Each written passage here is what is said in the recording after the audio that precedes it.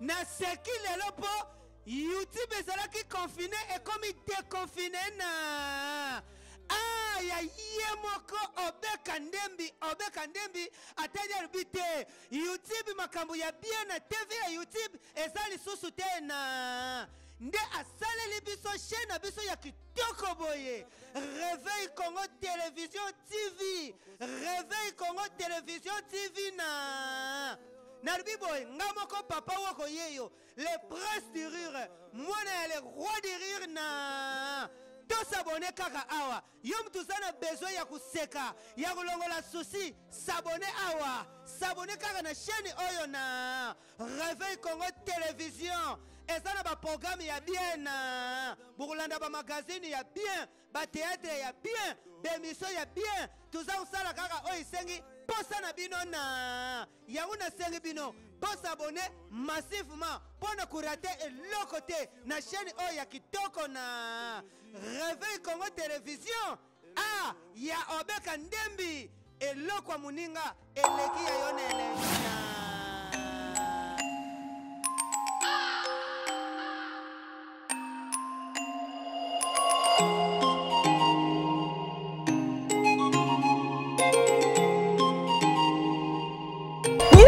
tout le monde a ma matina ngomba mais ça t'en est tenté et ça ma senginya ouais ma senginya ya azana besoin le mari ne fait pas attention et il y a qu'on comprendre que on a makambo na salaki moi sinanga azana nga souté ozomona quand on appuyer divorce c'était devant vos postes téléviseurs et devant votre machine, il y a d'autres qui regardent devant leur téléphone. C'est bien moi votre humble servante Margot, tout le monde la patronne autrement dit célibataire engagé. Je profite déjà de saluer M. Obek Kandembi, pourquoi pas notre caméraman Reddy Pia, et nous sommes aujourd'hui assistés avec ingénieur Christian. Je suis passée sur ce plateau de Réveil Congo Télévision à notre magazine éveil de conscience et de changement de mentalité na émission na Bisoto Salani. Na émission na Bisoto Salani, je suis passée sur ce plateau. Les canaux Bino, je suis avec le pasteur Myriam. Nous sommes avec lui et aujourd'hui des Torobeta Masolo, Torobeta Mingi Mingi Oezali, cause la conséquence le divorce dans le 21e siècle. Mingi Barolobate, Baroloba Mingi Barolobake, divorce et banda Kalanta Wakala. Comment les lots plus pire et c'est le 21e siècle. Na kati ya cause na conséquence ya ba divorce ya lelo tout ça moi ba point muki mais avant après ça bino ba point na ko c'est na caméraman na biso Reddy Pia panzela biso déjà plateau pour ba inviter na biso ya Réveil Congo Télévision ba mon invité na biso pour na Yemoko a se présenter, les gens qui ont pasteur Myriam, a coupé sa biso comme on a eu Mobimba, puis a coupé sa biso sa pasteur, il y a l'église Nini. C'est parti avec Reddy Pia. Bonjour maman. Ah bonjour ma soeur Margot. Pasteur Myriam. Oui. Nous sommes là avec toi aujourd'hui. Hein? Très ravi de vous voir. Lucky est fort. Merci, voilà. Enfin au Zinga. C'est présenté, abonné à Réveil Congo Télévision,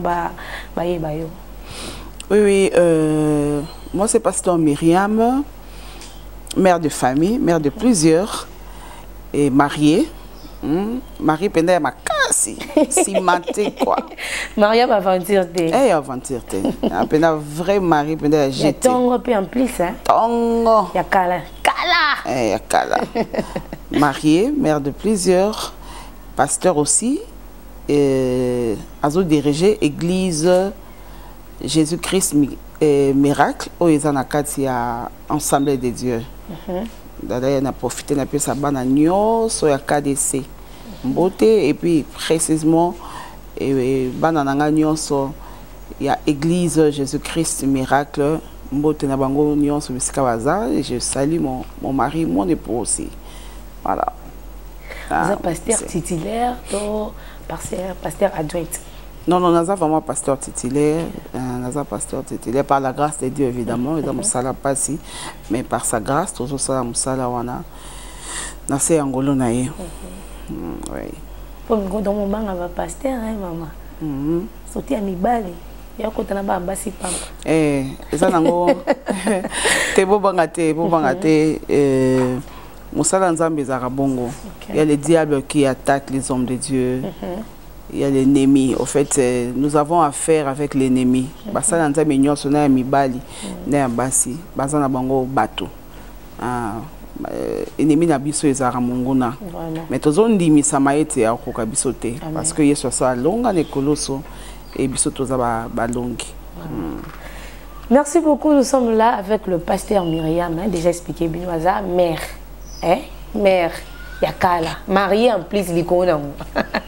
Maman, elle a dit vraiment les awa. C'est bien aussi tu es mariée. Ok. Ça déjà combien d'années? Oui, d'ailleurs j'aurais dit même les dire ton demandeur se présenter. Maman Myriam a sali 25 ans. Oh Seigneur. Dans le mariage, 25 ans déjà, Ça jour pour bien. Jour. Tous en 25 ans. Oui. 25 ans. Tous en biso émission, ils ont maman pasteur Aza, mais tu couches quand vraiment bon qui la yemba. 25 ans il y a kabilo moko. Donc maman Myriam depuis 25 ans. Il va causer ni na kokakuta nango, ba conséquences ni na kutombe maman Myriam Azaka ka toujours na libala. Quand on a annoncé bino na émission na bisalo to la cause na conséquences il y a ba divorce. Maman Myriam le tozana yo lelo. To meka moko tuna bande komiki, bande komibali ne bande ko basi. Mingi balobi ke ba cause ya lelo ezo sala ba divorce eza ya liboso manque ya respect. Est-ce que je suis sûr Maman Myriam ça qui manque ya respect des ça qui ba divorce et ça la mingi na ba couple? Non, moi je crois que manque ya respect en côté. Yango tende cause à la clé o eko kabola bato. Te. Biso na lifato lobaka manque ya consigne, hein? Non respect des consignes. Oui, eza moko na biloko yo plutôt o ezo ravager ba couple. Non respect des consignes ezo ravager de ba couple. C'est-à-dire que moi si aza appelé ayoka kaka mobali na ye. Non baninga, non famille na ye. Non maman na bango non boye. Donc ça dit atika la wana parce que tout monde ango na Esther. So tangi na bato baza ba chrétien, ba sala nzambe ba yebi bango. Esther chapitre 1. Bazo lobela likambu ya Vashi. Vasti c'était une belle femme. So de Bible et biso pena que belle femme c'est que ba sanzaye. Mais azangolu mais a protéger ngolu te. Mo konza bengi po bato ba mona beauté na ye. Ya bi nande ni. Hein surtout oui basa kitoko hein bo baza na kitoko eza na ka elongi kate. Mais atalika kitoko na ye elongi na ye. Abino yate parce que ngana Vasti. Siko moni mbala moto ke komi mato ya roi lobilo kolo sali bongo. Donc couronne fait longo na mutu na yo. Omoni. Donc na ye moko mobala ko kai ko limbisa. Parce que clé to lobi il y a divorce. Eza nango non respect à consigne. Mobali mususu pa ko limbisa na ye. Mais na mibali mususu e ko takate vandaka te. Donc e ko bebiselo libala e ko bomela yo. Parce que ce mobali bi yaka elexi yaka. Simba elexi simba. Tika. Maman obi ke loko leki tika ezati. Et loko leki te ke na boyi ezati so mobali bi boyi. Ti tant to s'engage eza elexa ke moko fa matalikola mususu. Et non biso ni to za la boyi non. De mobali bengi ya boyi. Alors cette fois-là ezalaki pona yé déjà passé parce que a décorona ki ba bengana ki. Donc non respect à consigne na mibali mususu et koki ko sala ke a bengana mais et ko divorcé a continuer sur la famille na ba pese ba conseil a ko bi sey na ke na église a ko benga pasteur na ya solu na ye ba encadrer bien mais yango penza te et ko kabola bato et mbabat na divorce. Moi je crois seuls les locaux comme mbabat na divorce par rapport aux écritures et infidélités. Vraiment. Yango nde penza eloka makasi o nga na yebi oyo ekoko mema bato na divorce. Ok, vraiment merci. Déjà, continue à moi infidélité parce qu'ils ont équipé mon quoi, point de vue auto, il a qui est là, que infidélité, mi babi manque de respect. Est-ce que ceci il est vrai parce que tu m'as dit pour le meilleur et pour le pire. Oui. Bon, surtout tu pire wana ezaka tant mobali ya belaka, to pire wana ezaka tant mobali ya sila rambongo, to pire wana pesa infidélité na kati. Pour les meilleurs et pour les pires. Surtout que tu pire wana ezaka parce que moi c'est tricher nga na obenga na e. Wana des pire. Et voilà. Il y a un tolobi qui mibali mususu, moi biso to conseillaka na lifa. Ce qu'on remarqué que moi sinon c'est impoli. Il y a moyen au vendre ça y est. Au loukapé, au détecter, là on est ça la case impoli. Au moni. Donc impolitesse mususu peut-être à outa na pas na bango, peut-être ça ndenge na ye, mais la débit avec ça qui en côté. Alors il y a moyen vraiment que batouana ba vendre, mobile vendre yeba. Ezo outa wapi. Et il y a aussi moyen mobile à quoi pour limbisa. Et Amérique ko encadré, Amérique ko zongi ça y penza pour moi si aza maramba sala, maramba sala les belé na couple na ye. Donc yango te ke ako benga na parce que ceux to longo l'impolitesse na ye. To mona ba façade na malamu les belé. Surtout basi bazarema poli, bazara basi ba dodo kolo, atala bo kilo atala te. Vraiment. Atala ba semeki, alambela ba semeki. Eh, yaya. Transport pe bozi ma boken. Basi wana. Même politesse. Basi même poli donc spécialité na bango zalara, hein? Ba kanga bo kilo misu. Donc côté ya bo kilo ko akanga masolo. Côté ba semeki akanga. Côté ya église akanga, ya matela mobali ne ba prière.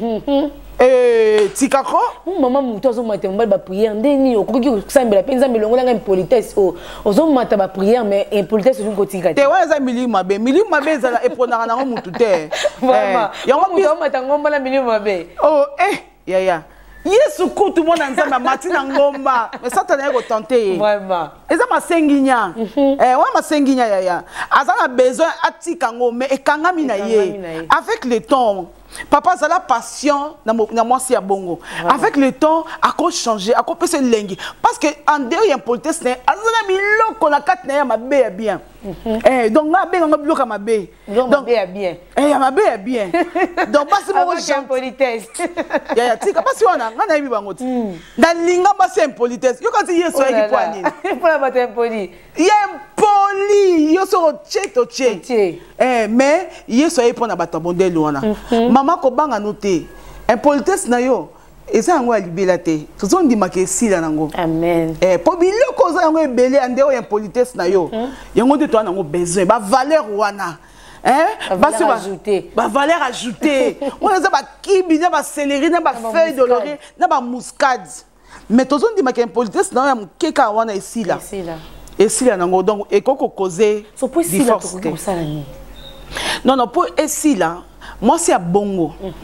Et c'est ngela yeba nanuke ezo gêner mobile na ye. Vraiment. Ya makasi non numéro 1 ayeba ke et lo connaît gêner mobile na ye. Et de deux ayeba ke lo connaît gêner la belle famille na ye. Parce que tant on nyonso bayoka ke o marquer mobile na yo et toucher la belle famille. Tant on nyonso ba ninga bayoka ke o marquer mobile na yo et toucher ba ninga mobile na yo. Donc et comme il peut déjà ko influencer, comme il ko toucher yo. OK nango ti wapi. D'où il faut luka nango délivrance. Il faut se commander là ba film minga na délivrance ezaka prier na prière te délivre et le nyonso na sa moya ya nanga e banana mutu il faut kotisa ngona mutu que il faut banda lelo na koma mwasi do mobala loba nga na okita mobala za na nga funa za na yoka na zéro na tala ye na tikele temps ça dit koyeba ko koluka délivrance yo moko non d'abord na kata mutu na yo okotisa politesse olobaki nga pena Honorine nga pena Eliana il faut na ça l'effort kat nanga na changer olinga kotala baninga o bazaka poli pe otaba mbano o ememela bango otaba avantage o bazwaka ya obi mwasi o ya poli pe moi ça akuma maka ba kumisa ke donc ce qui moi aussi déjà a chekat na mutune ke na o changer et ça parce que na eu pour ça on a été ce qui na kat na le week-end lelo na o changer na tika makambo manki mobile nanga ya otika na yo parce que na kat na yo oloniango. Vraiment. Donc voilà un peu l'autre koloba. Nesika wana. Alors pour l'infidélité? Mais moi ça c'est infidélité. Oh là. Non, moi ça cause infidélité. Infidélité. Non, moi ça cause infidélité. Si moi ça comme infidèle, c'est que ma beza. Vraiment. Ma beza où t'as pas mon bal, en tout cas de part et d'autre. Et ça mi bal mususu. Oh bah ça la penza na bango moko ke moi ça comme infidèle. Vraiment. Mi bal bo fongo la mato, ready. Ingénieur Christian. Absence na yo pendant qu'elle a besoin de toi. Yo mo yebit. Moi c'est siko yo azana posa na yo mais yo zate tu es toujours en réunion. Oza toujours na cop. Na ke na cop mo boy. Chaud. Na obet na mo show mo boy. Na ka mo boy. Donc ya to le belango. Absence. Vraiment. Absence tu le ça ka voyageité. C'est quand l'autre a besoin de toi, tu n'es pas là. C'est très important. Mouninga a besoin de tendresse. Il y a caresse. Ba cajoler. Yo até. Ba aimer. Yo até. Ba za la tensionner na ye. Yo zaté. Yo za la kati. Yo c'est ce qu'ils a kaka. Te to ça ngo lobby. Lobby comme to ça ngo lobby kuna. Lobby ye to kenya. To bonga mano yo zo to ke. Ça dit ma problème est tondi tellement et tondi non réglé. Tandis que baninga pe boya enga kuna bimaki ngamba ila yela kingabwe ngamba la sala kingabwe mais yo de bimba ko la kokaka. Non, on a coupé pendate, c'est-à-dire que absence naïe, absence donc l'homme n'est pas présent quand la femme a besoin de lui. Tu vois? Et ça biloko o etinda moi sin infidélité. Nakata libala. Oui, nakata libala. Et ça et aussi absence naïe tolobi et toza toloba qui l'autre fois comment dispute non résolue. Donc bo discutaka et loko o bo discuter mobalo a tort. Mais on les qui sont ka bongo, sengi jamais pardon, on s'excuser té. On le bité que non chérie pardonne-moi. Ba dispute on a miki biloko on a miki. C'est comme moi c'est azo accumuler en fait, accumuler trop na kat na ye. Si ko azo mona tena nani oyo akokende ko se confier na ye pour azo solution. Au moni maman nanga. Biloko na ba papa, il faut passer très attention. Et ça parmi biloko oyo et memi basi mingi l'infidélité. Et mais nous sommes pas là pour appuyer l'infidélité. Non. Nous sommes servantes de Dieu, serviteurs de Dieu. Nous sommes là que on a kolobake bokeba il y a tout ça pas sentinelle. Vraiment. Hein? Il y a un danger quelque part. Il y a un danger qui arrive, qui est en train d'arriver. Et ça parmi biloko ils ont ravagé ba couple na biso. Les maris ne fait pas attention que la femme ait commencé déjà à partir. Le mari ne fait pas attention et il y a qu'on comprendre que on a makambo na sala ki mwasi nanga azana nga soute. Ozomona. Tozo appuyer divorce té, tozo appuyer toti na mwasi infidélité té. Mais tozo linga to le manan papa. O bana ko tia maka. À chaque fois que vous avez un problème, à chaque cas. Maman, quand tu vois muké, pour aujourd'hui le mika côté infidélité à basi. Et bon tant que comme infidélité à mon balikas côté où on. Maman, yo so mona na Bible, banda na Genèse na Apocalypse. O so mona ba beta l'histoire mobile à sa infidélité. Non. O moni nzambe banda zala nzambe za sika mote oya a loba mobile aza infidèle banda lelo abima. Akende azongisa boye quartier mobimba balobeli kamna ye ke akwe ki ne kobo ke azongisa ki boye. On ne parle jamais de l'homme, toujours de la femme. Toujours de la femme. Yango nazo bonde la basi nyonso tout ya démocratique du Congo et ya mokili mobimba. Moi si azar infidélité.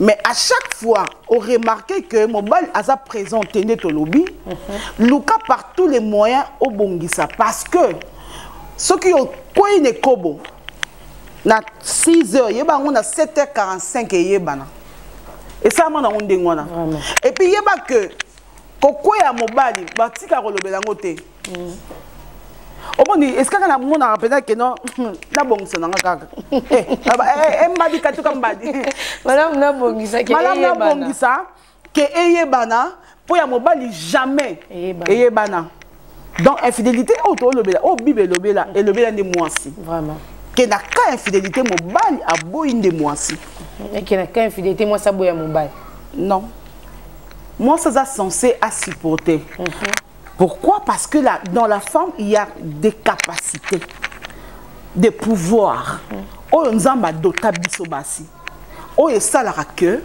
ce qui a ta mobile à bongo supporter et me na prière à changer moi ça soit 9 mois à boti mois na mazo ko supporter caprice mobilité infidélité mobilité maman biso na kat na biso toza na force wana toza makasi moi ça créé pas moi ça ba salé na mukua donc moi sininga zawana ata mobali ya betiye olela makasi te atake ko poussa mwana elle kamba pasi mobali akoka te mais ya akoka ozomona omoni certaines forces wana Seigneur a déposé en carré pas moi si donc babo kasité wana ba ki koyi kampiko hein babo pikiliki babo kungu banzoto ezande na kati ya mwasi vraiment ezanga na kati ya mibalité teza mobilité ko sa biso do babo pikiliki ya bokundu banzoto teza mwasi exemple na mwasi nzambe na ko sote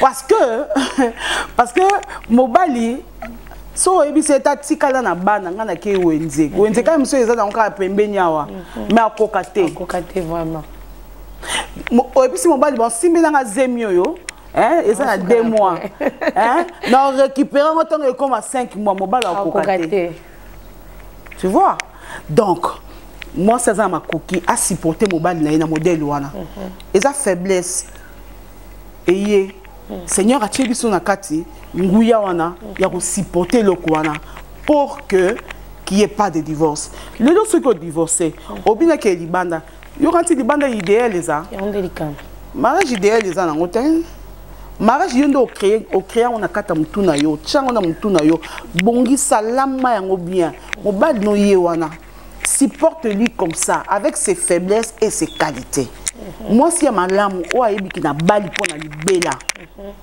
azana pouvoir ya ko supporter quel que soit degré à mobali infidélité tozo encourager pe mibali l'infidélité parce que ceux les locaux et swaka moi ça remarqué que comme infidèle les athées vraiment exacté ceux qui ont les locaux qui s'acapotent comme ba tubio li konga maman hein ma chérie exacté hein ertozo le ba 25 ans de mariage auto commis nango c'est une grâce de Dieu vraiment et ça facilité peut-être un peu te kutana nango mais le col na za appelé te pour na bala na divorcer je suis là mais et ça facilité. Alors, les leçons dans le but que l'on a bima libala parce que mobile langa koi. Alors, qui viendra l'aider? Personne. On a créé comme une aide. Alors, Dieu a créé la femme étant aide semblable à quelqu'un, donc à lui. Donc, le rôle de aider. Je dois être présente pendant qu'il a besoin de toi. Si c'est la fidélité, je dois être présente. Bravo. Si c'est la maladie, je dois être présente. Ce qui est présente pendant que moi j'ai besoin de lui. En tout cas, moi je ne suis pas lui, désolé. Bien éduqué, bien élevé. Donc voilà. Oh là là, maman. Maman, si parce que moi, c'est toi qui baki ndoki quand baki ndoki on fait ça kata basi bon le combat ta ngomba na milai mais ngomba mulai ya bien de maman lobi ngomba bien sa conscience au ko maintenant ba mangengenge o matulu zizilo kiti mais ce qui conscience na yo mo bité na koma poli to na koma fidèle ce que ça li en moté donc o mission ba pasteur o samina ba maman Myriam kuna mozana kindumba ozana mibali lokali boso eza conscience maman Myriam tozo continuer na biso kaka na bande comme sukande baso koma balobi eza lisusu famille na ba divorce le peut tozo mona na ba commune eza famille pourquoi tozo mona to balanit peut-être na mobile nanga mais maman na bango atikaka mwana ye donc ozwaka mwana ye lokola azalaki na ndako aye olambela mwana ye akoya kosukola basous-vêtements ya mwana ye est-ce que yango mpe eza cause oyo ekoki kosala mwasi aboma mpe libala? Oui, hein, et cause à cause peut-être cause ça affaiblit au fait. Et l'embissaka au moni au bali et pas na bino watangi so que non bilo comme au bali et au bando sukolango bilamba mobile au sukola au bando servir au bando sala boy au zong sa boy mais bou au sudukara ke mère mora ena fula na mutu hein surtout ba mère on a makasa sala ngote ana ko makasa sala ngote. Mais la carte n'a pas chaka que ngai fona qui peut moi na ngai. Non non non non non. Non non, l'homme quittera son père et sa mère et s'attachera à sa femme. Les écritures là, la Bible dit pour réussir dans ta vie, dans ta mission, mama bokilo, yo kanga bien. Fonga matoi. Bible zolo na Josué 1 pour réussir toi Josué que ces livres de la loi ne s'éloignent point de ta bouche. Et là, si le banzambe maman bokilo faut yebango. Nzambe sera lobi likambuna yeba ba ki sarate. Parce que maman bokilo bandoki. Que à cause de ndoki te mais ayebi ndete, asa na connaissance te. Hein, asa na connaissance te que moi nanga azo kokapi ko supporter te peut-être que moi nanga si abali. Mais maman tu dois supporter ça. Si bana mibali na bana basi.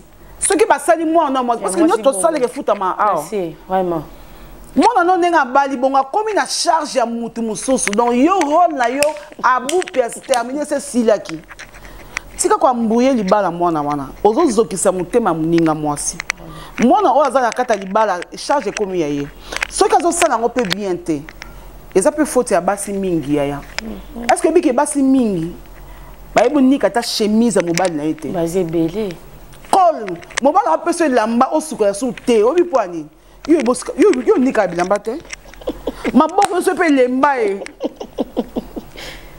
onika ka bien te ebi pe ko lamba te oibo lamba te oibo suka ba sous-vêtements na été donc nyonso wana mama bokilo ebite moi nanga se plaignera boy et simba te omoni donc naba oya bongo moi je crois que maman nyonso moboti oh linga te ke moi na ya ke de musala salité vraiment basi musuba na ba paresse moko lokwa ya sorcellerie aluka ka babala e c'est yo linga loka libala parce que camarade na balaki mais non tu dois prendre soin de ton mari muninga na so abali oui aoza so mobali na ye mobala ola muka ke musala ya 6 heures mais yo lali hein oyebi kutu te chemise ni on lata parce que tant maman a boti ya roya otale na maman wana amoni salité a longole maman kala pe bala mukaratongo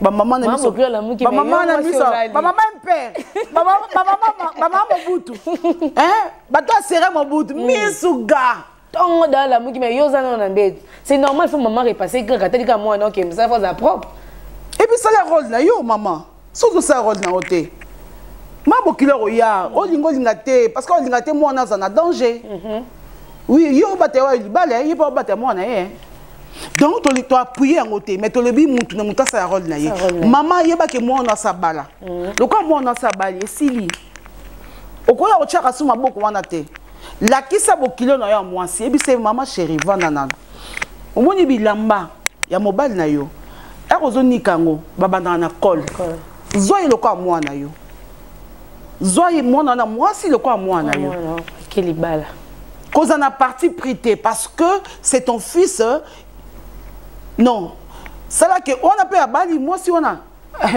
mwana kingani moko boya mame yenga apena baboti na ye donc zo bango mi balé lokwa bana na yo la ki sende bandi kaka obise obandi na col osisi na col oye na makudi ya maboko osisi na makudi oke na mapeka obadusi na na kati oniki yango bien o vérifier hein gratuit ka bobo maman apese la te lorote ndani nga otala ngo kutu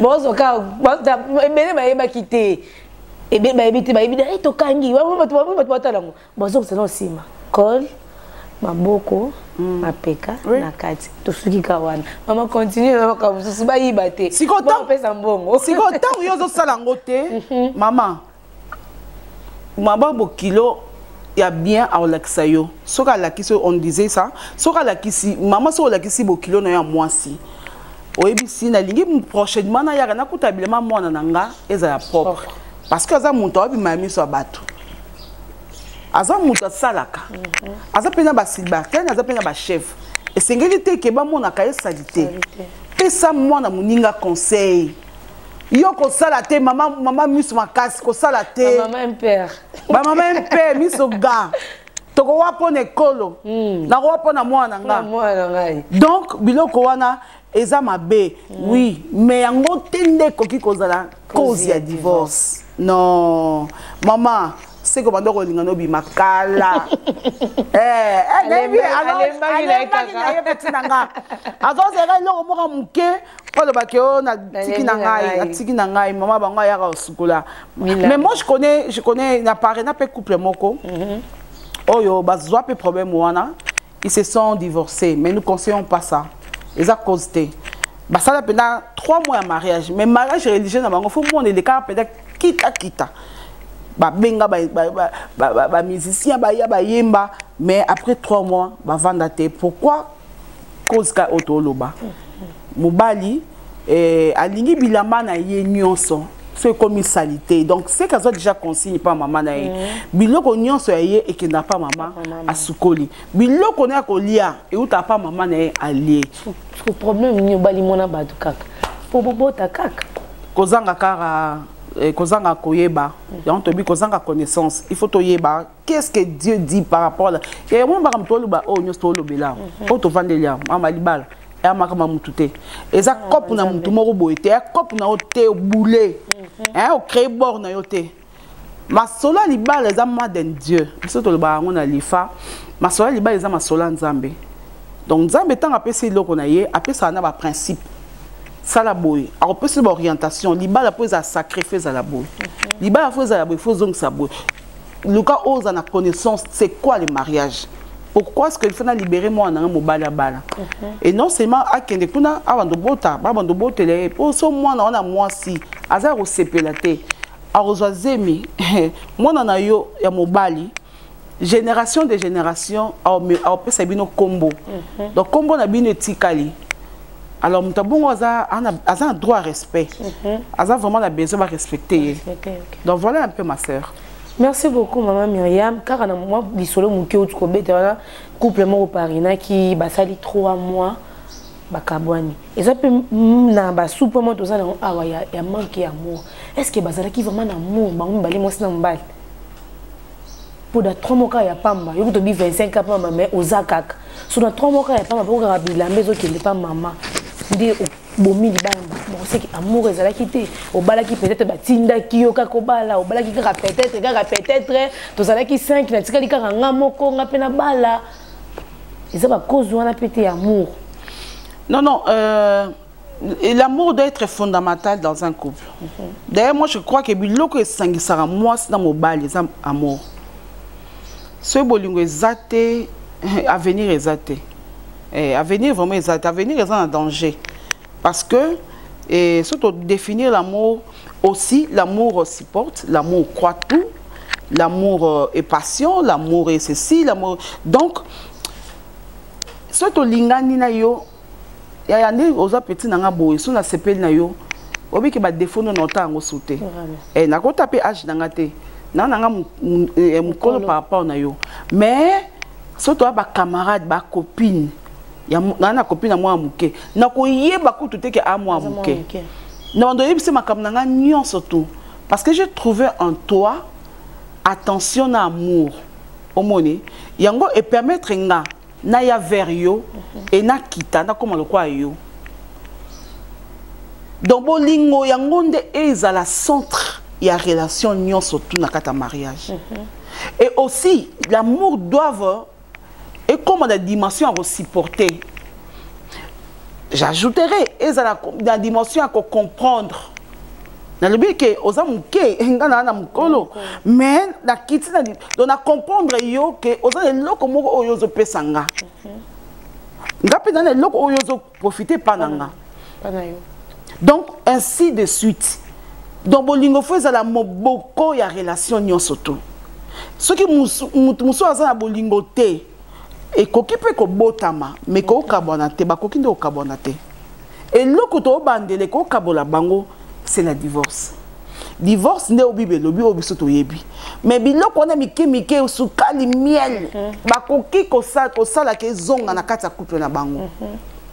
C'est-à-dire toto le ba conflit oyo ezara jamais résolu. Boko bando tchana papier to bongisani to longolani to c'est-à-dire ko solo la koyeba parce que na kati ko solo la koyeba ke mon chéri n'aime pas ça, ma chérie n'aime pas ça, mon mari n'aime pas ceci.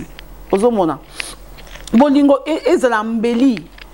Couple na bini po ke liboso fo bolingo ya mbeli yango bolingo evanda eza moboko et ba problème nyonso mike boko kuta na nango bosala ke fo bozola ngo ba solution bozana dialogue bozala bien parce que si bozana dialogue te et puis ça passe.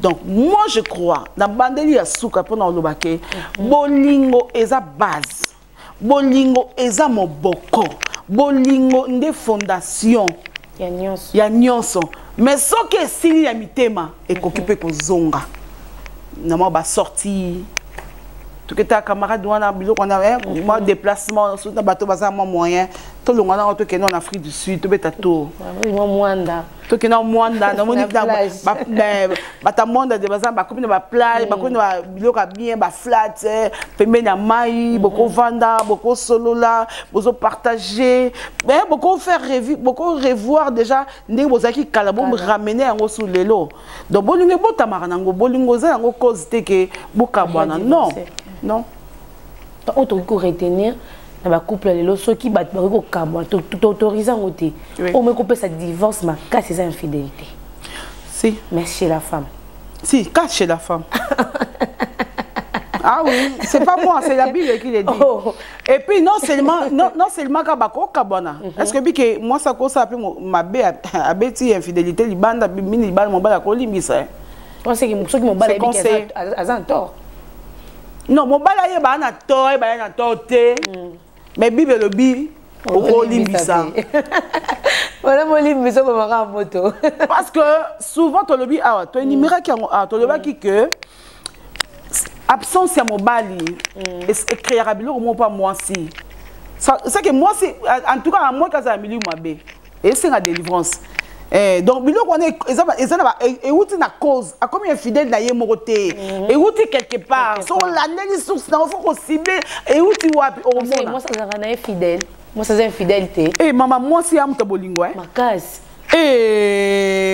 moi c'est amuta mema maka moi c'est lingi moi c'est lingi ye ba na classe ba parents ata ba fuka misi tala ba mou scolaire petit na ngato beta ba mou scolaire Oze ba kende na aussi sa classe ya misu na ke na courtel na ke vendre jo na ana le ko pesa ngate vraiment ana na avenir moko sombre yo to yeba ko mba venir te yo ka bolingo kaka misu na vendre ba mutu moko boy ana le côté donc a moi chege moko boy mais ke vendre na mo ghetto on peut papa le ki na bango studio tu vois la femme la femme c'est une personne ya rozangete na vie vraiment moi ça mutu ya rozangete c'est ma Myriam moi ça mort à souka nzambe donc moi ça mutu l'homme moi ça mutu lengi moi ça mutu goût kaka muzamba fanja fana sima munyosa bila souka na sala moi donc nzambe achaba bonzambe na là au fait la femme c'est l'incarnation de Dieu. Moi ça lumba sola nzambe yaya. Vraiment. Moi ça mutu te. Lumba sola nzambe. Moi ça lumba sola nzambe. Obi que ce que moi ça zate ça passe. Na bolingo ce qui moi si au perdre yé papa. Yé ba makamyo surtout et kendo bien te. Moi ça que ne ka pas na bango chez bango pour cela mabe. Obi que moi mon bon la tongo na chef a remarqué que oya ka sali. Un problème. Oya ka prof mo lelo yo salité. Pour moi c'est zate. Obi que au bon vendre zo kanisa. Moi c'est causé au problème moi. Ce sont des femmes et zaraba na mingité. Donc moi ça muta le kumu, moi ça muta linga. So lingi a me mama. So bondeli a me mama. Moi ça côté ka mila. Moi ça côté ka bikedi mabele tche na mutu ka po mobali na ngai. Lobi akoma mutu. Moi ça moi si. Moi si. Même yem to courir na besoin déjà na souka, to le besko eza ba conséquences. To le beli mi cause eza boye bona parce que conséquences surtout na ba couple o déjà ba boti. To mo sali divorce. Bo sala nini na bana. Pour moi ba couple msusu mona moi si akei pa mobali msusu, mobali pe ki moi msusu mais ezaka maman de mutami marabana. So kende boye moi maman mobali msusu mobali wana aboyi bana na yo. Moi si on avait pas ça qui pardon mon bana place qui moi si on pas boy bana na bana ba remonter lingana o ya pas famille lo ba déjà maman bien papa bien ba en vie ce qu'on a aux amis pour nani bana beba ko monter lingana pour ba cause ya ba divorce. En tout cas conséquences c'est belé o bi tant on za mazolo ba a bénir bango alobi na moi c'est mobile alobi allez remplacer la terre et multipliez-vous. Qu'est-ce que Dieu voulait dire dans la carte de multiplication? C'est-à-dire que l'homme doit donner ce qu'il a. Moutufo abimisa, a multiplier loko o ya zanango. Moutufo pesa biso loko oyo ya zanango. Or, oyo zanango, il faut la bonne éducation. Oko beta moi par exemple, les ça ba noter. Oko la ça ba noter quoi moyibi, oko za moyibi te po bano robote bon zami. Moi à mon année bo sona na maman, mon année beta kaé. Il y a d'autres enfants qui ne supportent pas. Ba bima ba comme ma fond de la rue. Ce sont des conséquences. À mon arandenge au sein de l'injustice, ce sont des conséquences. Et aussi avec des parents. Surtout na bande comme ibali. A même le papa qui moko boy o bana no ba ebiete. Papa qui wana botik bokola na ye na mboka oui eza mabete. Mais botika na il y a des années. Oyebi lisute, ninga koli ninga vanda oyebi yango te. Aye na ndaku na obengi bango asoki 3 soki 4. O mesensi bango na bana wa. Et ma papa qui wana bango ni bakomi ko violele o bana. Omoni. C'est ça, ça cause aussi des conséquences dans le couple. Moi si azoyi biso ke non ndenge obengi si bango eza mabete mais to ko luke bango si kama ba vanda. To ko me sensa bango na ndaku te parce que bana baza mike. La femme a développé une intuition hein. Moi ça dans une intuition, eza inné, eza na kati na ye. Yango ba papa boyo ka ba mama mingi. O memi ba cousin no na ndaku. O mimi ba cousin ba camarade na yo donc ka ko kola ya kala mi wona do ba bozape kolo mon côté ba ko nyokola bana yo biloko wana kozaka bana eba obima ba bimi na papa na bango ya leki na cousin papa na bango na boye papa na bango bana baza traumatisé bana ba olela bana ba yebelo ko salate. Ce sont des choses oyo eza lokola ba conséquences ya makambo tolobi. Ba problème non réglé, ba problème oyo si la kate na kata ba couple. Lelo boza makambo, le boku na makambo, bino ba kate la makambo na bino ka bato avanda ka réunion na bino. Ba conséquences eza yango wana. Conséquence tolobi makambo moi ça comment déconner. Mobali pe akomo déconner parce que moi si voilà harmonie sili.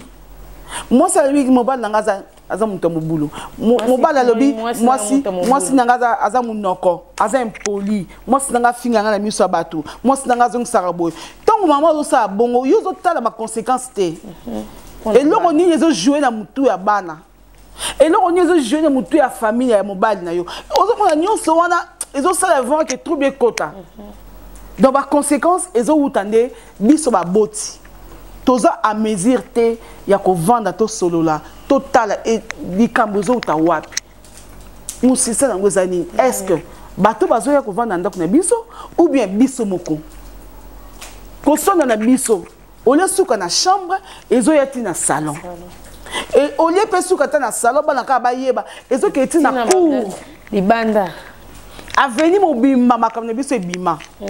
Est-ce qu'il n'y a pas moyen que mes parents, les couple, il n'y a pas moyen que tu bongi ça pour que tu battes la génération à lobby.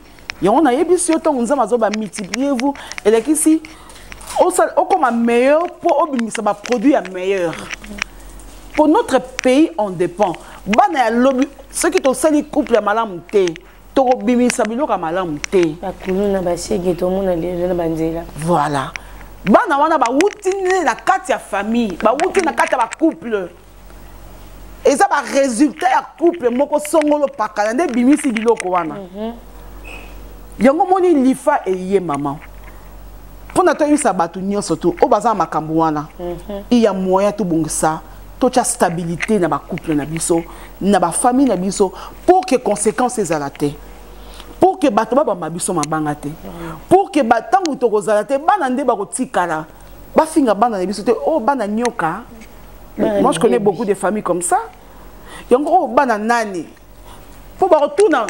De quels parents sont-ils ces enfants-là? Et puis, tu as la famille nini. Tu vas se renseigner. Tu vas la famille nini. Tu vas tout lisa bana biso moko. Tu vas kitoko ya basi. Mais couple na bien te mec ça yango bien témoin bana babala. Exacté. Ma sœur. To bongisa couple ezonga ndenge zalaki conséquences et kozalate. Vraiment, merci. Nous sommes déjà à la fin de notre émission. Nous étions là avec Maman Myriam. Tous au cas conseil Maman Myriam à l'obit, tout bon ça va couper la biso. Bateau bazan dans ma bala, bozo maloba oyo, bochango na misala. Ba biso oh peut-être biso ba c'est bataire. Non, to engagé. Bien engagé. Au Kanga qui engagé. Mais est-ce qu'on a engagé c'est une bataire mais engagé. Vraiment, tous wango tout chango na misala. Et kosunga biso na ba couple na biso to sa ba 25 ans plus ko le rappeler à maman Myriam. Maman Myriam conseil à souka pe ba salutation na yo na bato bazuli bakui ya kolanda na Réveil Congo Télévision. Oui, conseil ezakaka ne faites pas ça chez vous. Tout ce que nous avons dit de mal ici, vous ça la ngote. Liba les eloka lengi, liba les eloka sukali, liba les a miliki. Hein? To bongisa po sukali nango e bima libanda. To bongisa po bana o bazo ya lobby bazo zela biso to sala malamu po bango pe ba agir malamu. Voilà on a qui conseil na bande ko nyonso oyo balandi biso to pesi bango merci na bande ko nyonso et puis na famille nanga et na balandi nyonso ya Lifa et Lifa télévision so ko ngomona Maman Myriam na Lifa TV officiel au s'abonner kuna okuta ba conseil ya mi piku et belé piku saranate donc kuna ku de belé j'étais après simbote na mon mari mon chou mon cœur hein o raninga ya benga on bana bilonga pe to le benga te mbasi to le benga yoka polo oh Franck oh nan changer uyanga mon cœur mon poumon mon chouchou mon chouchou mon bébé puis bébé na ngambote na pesi ba nanga nyonso libumu nanga obabima awa mbote na bango pesi ba nanga nyonso ya molimo na pesi Christian Lumi ya petit nanga caméraman autorisé caméraman ya bien na pesi la famille Jésus Miracle mobima mbote na pesi na frère nanga Roche ngoma ya ba ngoma mbote nao nzambe abomba yo ozala mutu lobby et puis maramuto bia libala yo ko salela ngo donc tolingi bino mingi voilà. Merci beaucoup Baladinion sur ya Réveil Congo Télévision tous ala qui wana na Maman Myriam na ba conseil quand ndenge Maman Myriam lobby to salela et n'oubliez pas de s'abonner toujours sur notre chaîne la Réveil Congo Télévision de clocher sur la cloche de notification pour bozanga et l'autre côté